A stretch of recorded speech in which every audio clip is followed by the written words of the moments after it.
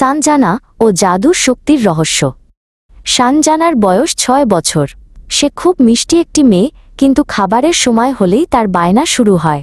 মা মায়া যখন এক বাটি টাটকা সবজির খিচুড়ি নিয়ে আসেন, সানজানা মুখ সরিয়ে নেয়। সে সবুজ সবজি একদমই পছন্দ করে না, অথচ এগুলোই তার শরীরে শক্তি যোগাতে পারে। সানজানা রান্নাঘরের আলমারির ওপরের তাকের দিকে আঙুল তুলে দেখায়। সেখানে ঝকঝকে রঙের চিপসের প্যাকেট রাখা আছে।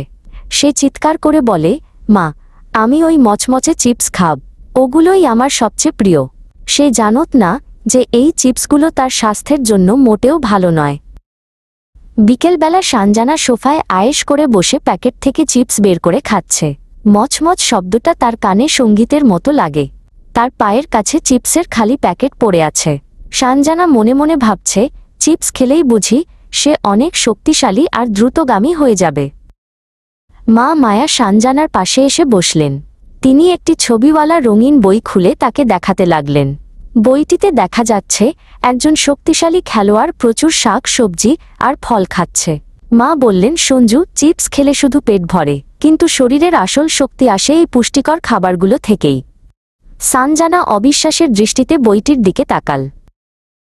সেই রাতে সানজানার পেটে কেমন যেন একটা অস্বস্তি আর ভারী ভাব অনুভূত হতে লাগল। তার খুব দুর্বল লাগছিল, এমনকি খেলার পুতুলগুলো তোলার শক্তিও সে পাচ্ছিল না। সে বিছানায় শুয়ে ভাবছিল চিপস খেয়েও কেন এমন লাগছে। চোখ বুঝতেই সে এক জাদুর জগতে হারিয়ে গেল। স্বপ্নে সানজানা এক বিশাল আর চমৎকার বাগানে পৌঁছে গেল।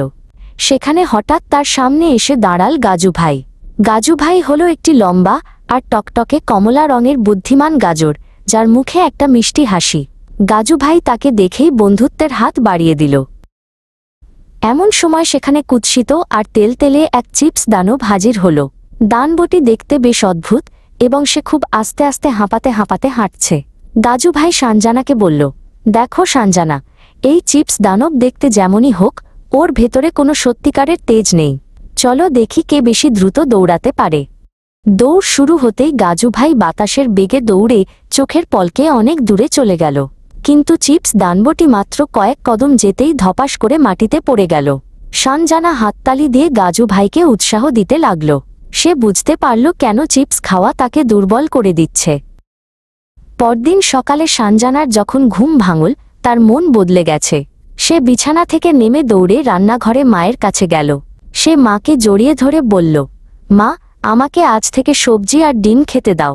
আমি গাজু ভাইয়ের মতো শক্তিশালী আর চটপটে হতে চাই। মা মায়া অবাক হয়ে সানজানার কথা শুনে হাসলেন।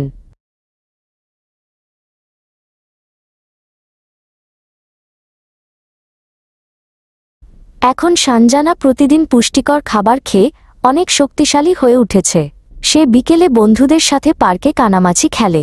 সানজানার চোখে যখন লাল কাপড় বাঁধা থাকে, সে খুব চটপটে ভঙ্গিতে বন্ধুদের খুঁজে বেড়ায়। তার বন্ধু আয়ান হাসতে হাসতে পাশ কাটিয়ে পালিয়ে যাচ্ছে, কিন্তু সানজানা তাকে প্রায় ধরেই ফেলেছে। সে এখন আর একদমই ক্লান্ত হয় না।